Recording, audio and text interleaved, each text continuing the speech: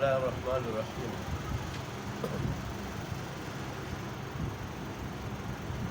الحمد للہ رب العالمین والعاقبۃ للمتقین والصلاۃ والسلام علی رسول محمد وعلی آلہ وصحبہ اجمعین رب زدنی علما رب اشرح لي صدری ویسر لي امری واحلل عقدۃ من لسانی یفقهوا قولی سبحانک لا علم لنا الا ما علمتنا انک انت العلیم الحکیم یا معلم ابراہیم علمنی لا حول ولا قوة الا باللہ العلی العظیم یا معلم ابراہیم علمنی لا حول ولا قوة الا باللہ العلی العظیم یا معلم ابراہیم علمنی لا حول ولا قوة الا باللہ العلی العظیم۔ حضرت مفتی تقی عثمانی صاحب دامت برکاتہ العالیہ نے افتاء کے 17 آداب بیان فرمائے تھے۔ اپنی کتاب میں افتاء کے 17 آداب تحریر فرمائے ہیں۔ ان میں سے 10 آداب تو میں نے آپ کو چھٹیوں سے پہلے بتا دیے تھے، امید ہے آپ کو یاد ہوں گے، اور 7 آداب آج آپ کو بتا دیے جائیں گے باقی ماندہ۔ تو 11واں ادب یہ ہے کہ جب مفتی کے سامنے ایسا مسئلہ آ جائے جو جدید ہو اور قرآن و سنت میں اور متوارث اور منقول فقہ میں اس کے بارے میں کوئی صریح نص نہ ہو، تو اس کے بارے میں اسے چاہیے کہ عبادت گزار فقہا سے لیں اور عبادت گزار فقہا سے مشورہ کریں۔ اس سلسلے میں حدیث دلیل وہ حدیث ہے جس کو حضرت علی نے نقل کی ہے۔ یہ کتاب اس طرح نہ رکھو ہٹ جائے گی کہ میں نے رسول اللہ صلی اللہ علیہ وسلم سے پوچھا، اللہ کے پیارے رسول، کوئی ایسا مسئلہ اگر پیش آ جائے کہ جس کے بارے میں کتاب و سنت میں کوئی وضاحت نہ ہو، نہ امر ہو نہ نہی ہو، تو اس کے بارے میں کیا کریں گے؟ تو رسول اللہ نے فرمایا کہ اس کے بارے میں وقت کے عبادت گزار فقہا سے مشورہ لو، اور کسی ایک آدمی کی رائے اس میں نافذ مت کرو۔ اور اس حدیث کو حضرت خطیب بغدادی رحمۃ اللہ علیہ نے اپنی سند کے ساتھ اپنے الفاظ کے ساتھ ذکر کیا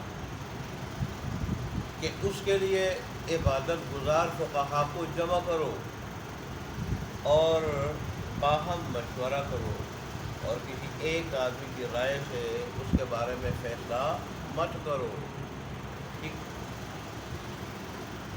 اور ایسے ہی سنن دارمی میں اس قسم کے الفاظ ذکر کیے ہیں، اور پھر آخر میں حضرت تقی صاحب بتاتے ہیں کہ اس قسم کے مسائل میں خلفائے راشدین کی عادت رہی ہے باہم مشورہ کرنے کی، باہم یا لوگوں سے مشورہ کرنے کی، ٹھیک، اصحاب الرائے سے مشورہ کرنے کی ان کی عادت رہی ہے۔ یہاں تک کہ امام الحسین رحمۃ اللہ علیہ نے یہاں تک فرمایا کہ لوگوں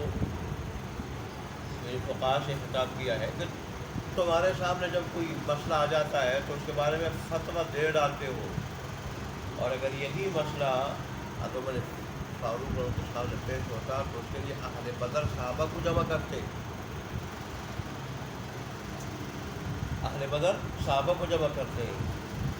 وہ پرانے لوگ ہیں دین اسلام میں، تو ظاہر ہے پرانے لوگوں کے پاس علم بھی کیا ہوتا ہے، زیادہ ہوتا ہے۔ حضرت تقی صاحب کہتے ہیں کہ ہمارے اکابر میں سلسلے میں اتنا احتیاط ہوتا تھا، جیسے کہ سنن دارمی والے نے نقل کیا ہے کہ یہاں تک کہ بعض اسلاف سے اس بارے میں نکیر وارد ہوئی ہے اس مفتی پہ جو تنہا فتویٰ دیتا ہے اور کسی سے مشورہ نہیں کرتا۔ ٹھیک، لہٰذا مفتی کو چاہیے، پھر میں خلاصے کے طور پر بتاتا ہوں کہ ایسا جدید مسئلہ جس کے بارے میں کتاب و سنت میں اور منقول فقہ میں کوئی صریح نص نہ ہو تو اکیلے فتویٰ نہ دے، اس وقت تک فتویٰ نہ دے جب تک وہ فقط کے عبادت گزار فقہا سے اس کے بارے میں مشورہ نہ کر لے۔ یہ تو ہوا 11واں ادب۔ 12واں ادب یہ ہے کہ مفتی کو پر واجب ہے کہ وہ بچے ان فتووں سے، ٹھیک، اپنے فتویٰ دینے میں، ٹھیک، ان فتووں سے اور اقوال سے بچے جو جمہور فقہائے امت کے خلاف ہو، جمہور فقہائے امت کے فتوے اور قول کے کیا ہو، خلاف. ٹھیک، اس سلسلے میں عبداللہ بن عمر نے رسول اللہ کے ارشاد نقل کیا ہے کہ میری امت یا امت محمد کو اللہ تبارک و تعالیٰ گمراہی پہ جمع نہیں کرے گا. ٹھیک، اور ایسا ہی غالباً حضرت انس بن مالک کی روایت ہے کہ انہوں نے ارشاد فرمایا کہ میری امت کو اللہ تبارک و تعالیٰ گمراہی پہ جمع نہیں کرے گا. اور جب تم اختلاف دیکھو میری امت میں، جو بڑا گروہ ہو، جواد اعظم، جو بڑا گروہ ہو تو اس کے پیچھے لگو، اس کے پیچھے لگو. پھر رسول اللہ صلی اللہ علیہ وسلم نے فرمایا جس نے اکیلے راہ اختیار کی، جو اکیلا کسی راہ پہ چلے گا وہ اکیلے جہنم میں جائے گا. اور آگے پھر وہی اقوال ہیں جو آپ 2-3 مرتبہ پہلے پڑھ چکے ہیں کہ جو نبی یعنی نشہ آور شربت کے بارے میں اہل کوفہ کی بات کو مانے گا، ٹھیک ہے، اور اسی طرح جو ہے وہ متع کے بارے میں اور بے شرف وغیرہ کے بارے میں اہل مکہ کی بات کو مانے گا، اور گانا بجانے کے معاملے میں اور عورتوں سے غیر فطری فعل کے بارے میں اہل مدینہ کی بات کو مانے گا تو کیا ہو جائے گا، وہ دین سے نکل جائے گا، اس کا دین کمزور ہو جائے گا. یہ چند مثالیں پہلے پڑھ چکے ہیں. آخر میں تقی صاحب کہنے کے دیکھو کہ جب ان حضرات کی رائے ان جیسے فقہا کے ان اقوال کے بارے میں جو جمہور فقہائے امت کے خلاف ہو، یہ ہے جن کے علم و عمل پہ ان کو اعتماد ہے، رائے دینے والوں کو اعتماد ہے، اور ان کی برا اور تقویٰ کی کیا دے رہے ہیں، گواہی دے رہے ہیں. ان کے شاذ اقوال کا جب یہ حال ہے، یہ حکم ہے، تو پھر ہمارے زمانے کے وہ لوگ جن کا علم و عمل سے کوئی تعلق نہیں اور وہ جو کچھ کہہ رہے ہیں تو اپنی غیر معتدل آراء کی بنیاد پر، اجنبی ثقافتوں کی بنیاد پر، جن کا اسلام سے کوئی تعلق نہیں، تو ظاہر ہے ان کے اقوال اور رائےوں کا پھر کیا حال ہوگا، کیا حکم ہوگا. ان پہ تو عمل کرنا، ان کو لینا، ٹھیک، وہ تو بدرجہ اولا ناجائز ہوگا، درجہ اولا ناجائز ہوگا. لہٰذا مفتی کو لازم ہے کہ وہ لے لے اس قول کو، ٹھیک، جو شریعت کے اصل مآخذ کتاب و سنت ان سے ثابت ہو اور شریعت کے عظیم مقاصد کے موافق ہو، دلیل کے اعتبار سے راجح ہو، حجت کے اعتبار سے مضبوط ہو. پھر مفتی اس قول کو لے گا اور اس کو کیا کرے گا، فتویٰ دے گا. شاذ اقوال سے اپنے آپ کو بچائے گا، بچنا لازم ہے. یہ ہے 12واں اصول. پہلا اصول یہ ہے کہ فتویٰ دینے میں مفتی کو چاہیے کہ کسی قسم کا کوئی دباؤ قبول نہ کرے. کوئی دباؤ قبول ہو، خواہ وہ ذاتی دباؤ ہو یا سیاسی دباؤ ہو، خواہ وہ گروہی دباؤ ہو یا حکومتی دباؤ ہو، مستفتی کی طرف سے ہو یا حکومت کی طرف سے ہو، کسی قسم کا کوئی دباؤ قبول نہ کرے. وجہ اس کی یہ ہے کہ مفتی بھی اللہ تبارک و تعالیٰ کا پیغام، اللہ تبارک و تعالیٰ کا حکم اس کے بندوں تک پہنچانے والا ہے، اللہ تبارک و تعالیٰ کے انبیاء کی طرح. کس کی طرح؟ انبیاء کی طرح. ان کا نائب تو اس لیے ہے، ان کا وارث تو اس لیے ہے نا. اور انبیاء کے بارے میں اللہ تبارک و تعالیٰ نے کیا بتایا، ان کی صفت کیا بتائی انبیاء کی، الذین یبلغون رسالات اللہ ویخشونہ ولا یخشون احدا الا اللہ. ٹھیک، اور دوسری جگہ دوسری آیت میں ہے ولا یخافون لومۃ لائم. ٹھیک، تو مفتی کو بھی اس کا مصداق ہونا چاہیے. اچھا جی، یہ تو ہو گیا 13واں ادب. 14واں ادب یہ ہے کہ جب مفتی سے سوال کسی اصول دین سے متعلق ہو، ٹھیک، مفتی کے سامنے جو سوال پیش ہوا ہو وہ اگر اصول دین سے متعلق ہو یا شریعت کی قطعی باتوں سے قطعی مسائل سے متعلق ہو، شریعت کے کون سے مسائل؟ قطعی مسائل سے متعلق ہو، اصول دین سے متعلق ہو، تو اس وقت جب مفتی جواب دے گا تو دلیل صرف فقہ سے نہیں ذکر کرے گا، بلکہ اس کو چاہیے کہ دلیل کتاب و سنت سے ذکر کرے گا. ٹھیک، دلیل فقہ سے ذکر نہیں کرے گا بلکہ کیا کرے گا؟ کتاب و سنت سے ذکر کرے گا. ٹھیک ہے، اس لیے کہ یہ وہ مسائل ہیں کہ جن میں نہ اجتہاد چلتا ہے نہ تقلید چلتی ہے. اصول دین شریعت کے قطعی مسائل، ان میں نہ تقلید چلتی ہے اور نہ اجتہاد چلتا ہے. ٹھیک، جیسے اللہ تبارک و تعالیٰ کی وحدانیت سے متعلق سوال ہو جائے، ٹھیک، قیامت سے متعلق، رسالت سے متعلق، حرمت زنا، حرمت شراب اور حرمت جھوٹ سے متعلق سوال ہو جائے، ٹھیک، تو وہاں مفتی دلیل کہاں سے ذکر کرے گا؟ کتاب سنت. اگر سوال فروعی مسائل سے متعلق ہو، فقہی فروعی مسائل سے متعلق ہو، تو وہاں صرف فقہی کتابوں سے دلیل ذکر کرنے میں اتفاق کرنے میں کوئی حرج نہیں. یہ 14واں ادب ہوا. 15واں ادب جو آپ کے لیے دلچسپی ہوگا وہ یہ کہ اگر کسی مفتی کے سامنے دوسرے مفتی کا فتویٰ آ جائے تصدیق کے لیے، ٹھیک، تو آیا اس کا ادب کیا ہے؟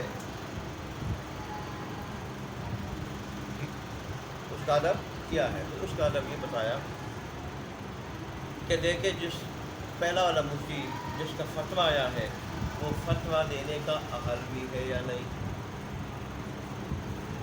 اگر فتویٰ دینے کا اہل نہ ہو پھر اس کی تصدیق نہ کرے، علیحدہ اپنا جواب دے، اگرچہ اس نے جواب صحیح لکھا. اس لیے کہ کبھی جاہل آدمی بھی صحیح جواب دے دیتا ہے، جاہل آدمی بھی صحیح جواب دے دیتا ہے. لہذا اہل نہ ہو، جواب اگرچہ صحیح لکھا ہو، اگرچہ یہ یاد رکھنا، ٹھیک، یہ چیز زیادہ پیش آتی ہے، زیادہ.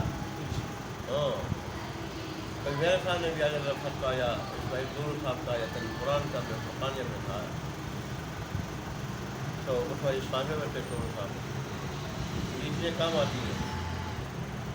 اہل نہ ہو اگرچہ جواب صحیح ہو تصدیق نہیں کرے گا، اس کے فتوے پہ تصدیق نہیں لکھے گا، الجواب صحیح.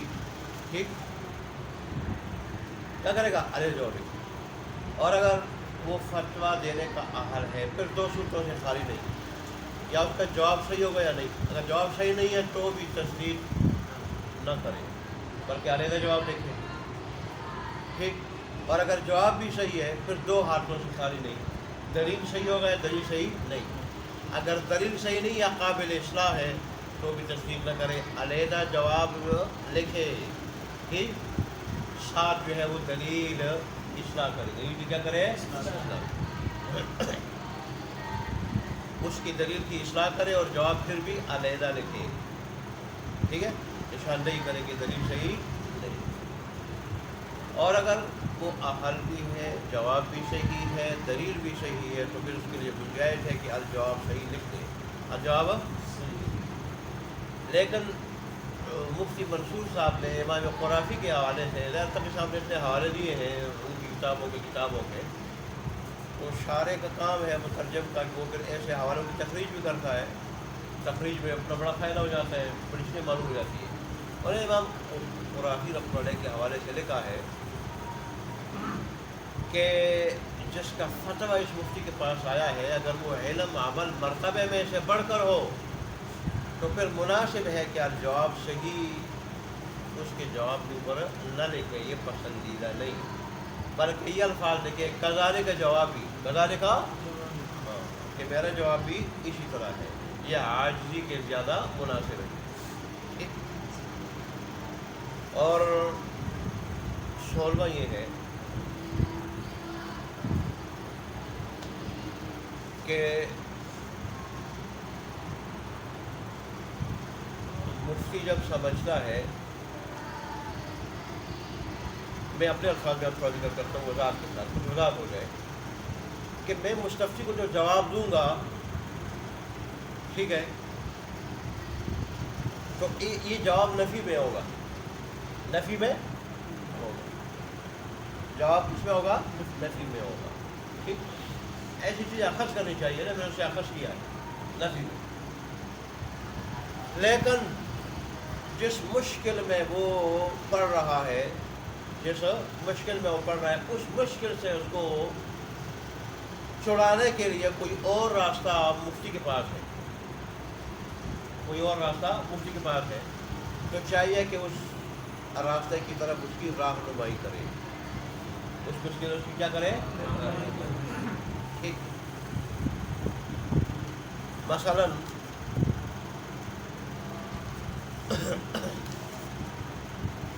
ایک آدمی یہ کہے مفتی کے سامنے کہ میں نے یہ قسم کھائی ہے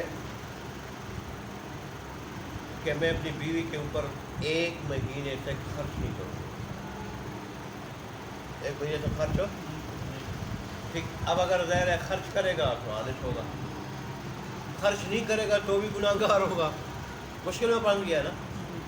تو مفتی کو چاہیے کہ اس کو کہے کہ بھائی 1 مہینے تک اس کے مہر سے کیا کر دے، اس کے مہر میں سے اسے دے، مہر میں سے اسے دے، یا اس کو قرض دے، یا اس کی ضرورت کی چیز ہے اس پر بیچ دے، لیکن بعد میں قیمت اور پیسے کیا کر دے؟ معاف کر دے، قیمت کیا کر دے؟ معاف، ٹھیک ہے۔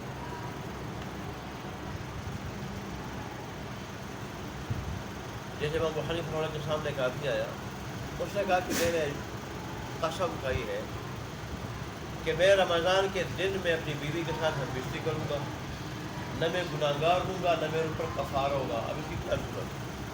میں قسم کھا بیٹھا کہ رمضان کے مہینے میں دن میں روزے کی حالت میں بیوی سے کیا کروں گا؟ ہم بستری کروں گا، میں گناہ گار بھی نہیں ہوں گا، ٹھیک، اور میرے اوپر جو ہے وہ کیا ہوگا؟ کفارہ بھی نہیں ہوگا۔ امام ابو حنیفہ نے فرمایا کہ اس بیوی کو لے کے سفر میں نکل جا، سفر میں نکل جا، غیر میں سفر میں روزے کو نہ رکھنا اس کی کیا ہے؟ اجازت ہے، روزے کو نہ رکھنا اس کی کیا ہے؟ اجازت ہے، ٹھیک ہے۔ یا جب روزہ نہ رکھنا اجازت ہے، روزہ نہیں ہوگا تو دن میں ہم کسی بھی کرے نہ کفارہ آئے گا اور نہ گناہ گار ہوگا، ٹھیک۔ ایسے ہی عبداللہ بن عمر سے پوچھا گیا کہ ہم ملک شام کی طرف جاتے ہیں، ہمارے پاس جو درائم ہوتے ہیں وہ وزنی ہوتے ہیں اور بازار میں چلنے والے ہوتے ہیں، بعض لوگوں کے پاس جو درائم ہوتے ہیں وہ ہلکے ہوتے ہیں، ان میں چاندی کم ہوتی ہے، چاندی کم ہوتی ہے، بازار میں چلنے والے نہیں ہوتے، تو ہم اس طرح کر سکتے ہیں کہ اپنے 9.5 درہم دے کے ان سے 10 لے لیں، لیکن اس طرح نہ کرو، بلکہ اس طرح کرو کہ اپنے درائم کو سونے کے بدلے میں بیچ دو، ٹھیک، سونے کے بدلے میں بیچ دو، اور پھر ان کے درائم جو ہے نا سونے کے بدلے میں خریدو، تو ظاہر جنس مختلف ہوگا تو کبھی بیشی جائز ہوگی نا۔ تجی صاحب کہتے ہیں امام سرخسی رحمۃ اللہ کے حوالے سے کہ اس میں بات کی دلیل ہے کہ عبداللہ بن عمر نے اپنے پہلے موقف سے رجوع کر لیا ہے، ٹھیک، پہلے کا موقف یہ تھا کہ اموال ربویہ میں کبھی بیشی کیا ہے؟ جائز ہے، جیسے عبداللہ بن عباس کا موقف ہے، اور ایسے ہی کہ درائم و دنانیر میں نقدی میں عمدگی کا جو ہے نا کوئی اعتبار نہیں، ٹھیک، عمدہ اور غیر عمدہ دونوں کیا ہے؟ برابر ہے، بہرحال ٹھیک ہے۔ اور کہتے ہیں کہ یہ کوئی ناجائز ہیلہ نہیں ہے جس کی مذمت چاہیے، بلکہ یہ تو جائز ہیلہ ہے، بلکہ یہ رسول اللہ صلی اللہ علیہ وآلہ وسلم کی ایک اقتداء اور پیروی ہے، آپ کی سنت کی کیا ہے؟ پیروی ہے۔ جیسے رسول اللہ صلی اللہ علیہ وسلم نے عامر خیبر سے جب اس نے کھجوریں پیش کیا، آپ کو پسند آئی کہ خیبر کی ساری کھجوریں اس طرح ہے، تو انہوں نے کہا نہیں، یہ ہم اس طرح کرتے ہیں کہ گٹھیا زیادہ لے کے اور عمدہ کم لے لیتے ہیں۔ انہوں نے فرمایا کہ تم یہ کیا ہے؟ سری سود ہے، تم اس طرح کیوں نہیں کرتے ہو کہ اپنی گٹھیا کھجوروں کو بیچ کے کسی سامان کے بدلے میں بیچ دو اور پھر عمدہ کھجور سامان کے بدلے میں خریدو، ٹھیک ہے۔ تو ظاہر ہے اس قسم کا جائز ہیلہ رسول اللہ صلی اللہ علیہ وسلم نے بتایا ہے، اور پھر رسول اللہ صلی اللہ علیہ وسلم کی جو ہے کیا ہے؟ پیروی ہے۔ تو کون سا اصول؟ 16واں اصول ادب، قول اعظم کون سا ہوا کہ مفتی کے سامنے مستفتی ایسا مسئلہ پیش کرتا ہے کہ اس کا جواب نفی میں ہو، ٹھیک، لیکن اس جواب کی وجہ سے جس مشکل میں وہ پھنس رہا ہو اس مشکل سے نکالنے کے لیے مفتی کو کوئی اور راستہ معلوم ہو، اس کو چاہیے اس راستے کی اس کی کیا کرے، ٹھیک۔ اور 17واں ادب، آخری ادب یہ ہے کہ اگر مفتی کو مسئلے کا جواب سمجھ میں نہ آئے یا مفتی کا ارادہ ہو خود جواب دینے کے بجائے کسی اور مفتی کی طرف بھیجنے کا، یا مستفتی یہ ارادہ کرے، تو پھر مفتی کو چاہیے جب خود جواب دیجیے تو کسی اور کے پاس بھیج رہے ایسے مفتی کے پاس بھیجے جو اس کے نزدیک اہل ہو، جو اس کے نزدیک کیا ہو، کیونکہ یہ کام جہاں بڑی اہمیت کا حامل ہے وہاں پر خطر بھی ہے، لہذا یہ مفتی دوسرے کی طرف جب اس کو بھیجے گا، ٹھیک ہے، تو اس کی دو صورتیں ہوگی، ٹھیک، یا تو ایسے آدمی کی طرف بھیجے گا، نااہل آدمی کی طرف بھیجے گا کہ اس کو بھیجنے کی وجہ سے یہ مفتی اللہ اور اس کے رسول صلی اللہ علیہ وسلم پر اس کے احکامات میں جھوٹ بولنے کا ارتکاب کرے گا، جھوٹ بولنے کا ارتکاب کرے گا، اور یا اللہ اور اس کے رسول صلی اللہ علیہ وسلم کی طرف ایسی بات منسوخ کرنے کا ارتکاب کرے گا جو اللہ اور اس کے رسول نے نہیں کہی ہو، اور یہ ظاہر ہے یہ گناہ اور ظلم پہ کیا ہوگا، تعاون ہوگا۔ لہذا مفتی کو اچھی طرح سوچنا چاہیے کہ میں جب دوسرے کی طرف بھیج رہا ہوں وہ آدمی کیا ہے، فتوے کا حل بھی ہے یا نہیں۔ یہ تو افتاء کے بڑے انمول 17 آداب تھے، ٹھیک، جو آپ حضرات نے پڑھ لیے۔ اب فتویٰ لکھنے کے 6 آداب ذکر کیے۔ کتنے آداب؟ پہلا ادب یہ ہے کہ مفتی کو چاہیے کہ اپنی تحریر کو خوش خط بنائے۔ کیا بنائے؟ جو ہم آپ کو کہتے رہتے ہیں، تقی صاحب نے یہ فتویٰ لکھنے کے آداب میں سے اس کو قرار دیا، خوش خط بنائے، ٹھیک ہے۔ کیوں؟ ایک تو اس وجہ سے کہ جب تحریر خوش خط ہوگی تو مطلب سمجھنے میں وہ معاون ہوگی، کیا ہوگی؟ اسے مطلب سمجھنا، فتوے کا، عبارت کا مطلب سمجھنا کیا ہوگا؟ آسان ہوگا، اور دوسرا اس میں کسی قسم کی اشتباہ نہیں ہوگی، کسی قسم کی اشتباہ نہیں ہوگی، ٹھیک ہے۔ اور تیسرا، مفتی اگر اس نیت سے اپنی خط اپنی تحریر اچھی بنائے کہ پڑھنے والے کو راحت پہنچے تو اس کو انشاءاللہ اللہ تبارک و تعالیٰ کی طرف سے ثواب بھی ملے گا۔ کیا ملے گا؟ ثواب بھی ملے گا، ٹھیک ہے۔ یہ تو پہلا ادب ہے۔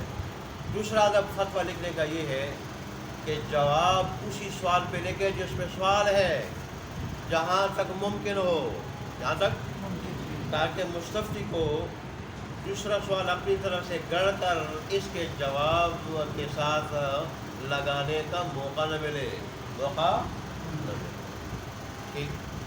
تیسرا ادب یہ ہے کہ اپنے فتوے کو شروع کرے بسم اللہ سے، حمد و ثنا سے، حمد اور درود شریف، کسے؟ بسم اللہ سے، حمد و ثنا سے اور درود شریف، تیسرا ادب ہوا۔ چوتھا ادب یہ ہے کہ عبارت ایسی لکھے کہ اس میں کسی قسم کی اشتباہ نہ ہو، خوش خط ہونے کے علاوہ بھی نا، خوش خط ہونے کے ظاہر خوش خط نہ ہو، اس میں تو اشتباہ ہوتی ہے، ٹھیک ہے، لیکن اگر کسی کا خوش خط ہو وہ بھی بعض اوقات عبارت ایسی لکھ دیتا ہے اس میں وضاحت نہیں ہوتی، اس میں کیا ہوتی ہے؟ اشتباہ ہوتی ہے، ٹھیک ہے۔ تو چوتھا ادب کیا ہے کہ عبارت ایسی ہو کہ اس میں کسی قسم کی اشتباہ نہ ہو۔ اور پانچواں ادب یہ ہے کہ جب جواب لکھے تو آخر میں واللہ عالم،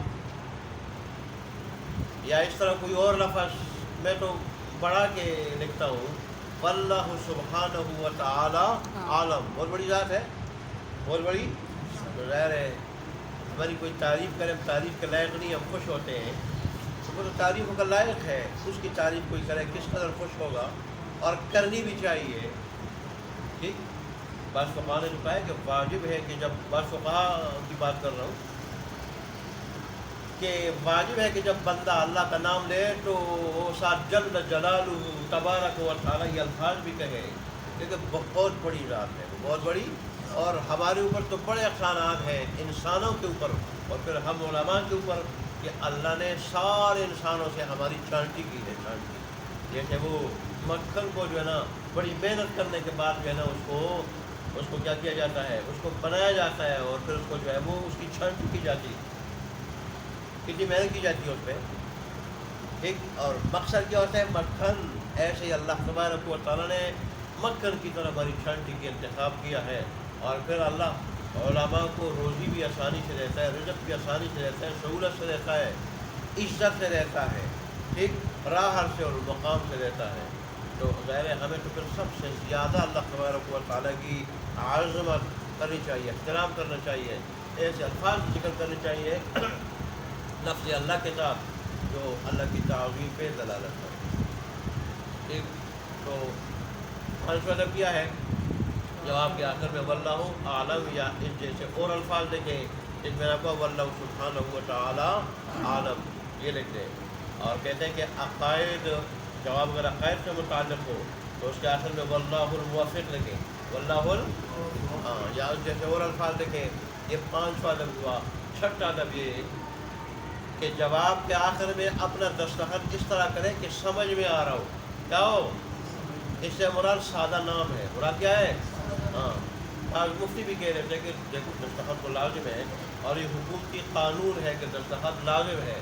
بھئی ہم اللہ تبارک و تعالیٰ کے قانون کے پابند ہیں، اللہ کے قانون کے پابند ہے شرعی امور میں، کس میں ہے، شرعی امور میں، ٹھیک ہے، ملک کے قوانین کے پابند ہیں، ٹھیک ہے، کس میں، ملکی قوانین میں، ملکی، لیکن شرعی امور میں ہم اللہ کے قانون کے کیا ہے، پابند ہے، ٹھیک۔ اور علماء جو کچھ لکھیں، انہوں نے کہا کہ دستخط ایسا ہو جو سمجھ میں آئے، اور سمجھ میں عام دستخط نہیں آتا جو دستخط میں ضرور ہے، بلکہ سادہ نام آتا ہے۔ تو آخر میں کتبہ فلان، جیسے ہم کہتے ہیں نا کتبہ فلان، ٹھیک، المتخصص بجامع الافتاء والتخصص، ٹھیک ہے۔ اور پھر چھٹے ادب میں جہاں یہ ہے کہ آخر میں اپنا دستخط کرے، یہ نام لکھے، سادہ الفاظ میں نام۔ یہ ادب بھی ہے کہ اس کے آخر میں، نام کے آخر میں، بالکل آخر میں تاریخ لکھے، کیا کرے، تاریخ لکھے، اور نیچے پھر دستخط کی جگہ بھی چھوڑ دے، ٹھیک۔ یہ 6 ادب تھے فتویٰ لکھنے سے متعلق، وہ 17 ادب تھے افتاء سے متعلق۔ تو اللہ تبارک و تعالیٰ یہ ساری چیزیں ہمیں یاد رکھنے کی، سمجھنے کی، اس پہ عمل کرنے کی توفیق عطا فرمائے۔